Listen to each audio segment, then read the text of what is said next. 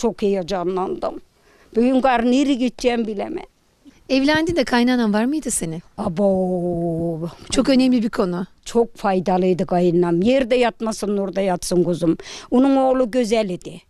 Ben yumrukada karı bedavra gibi olan otura onu bir görsen var ha. Gerçekten bak. Bütün varım dua ederim başına. Beni iyi kar etti oğlu. Eğer bak getirdim 5 sene yanımda baktım kayınlamı öp işim bitti. Güzel oğlan doğurup da beni aldığına. Beni kapıda kalsa iyi miydi? Kuzum benim derdi. Ben de ona anacığım bu oğlanı bulmasan beni kim alacaktı? Kapıda kalacağım şimdi derdim.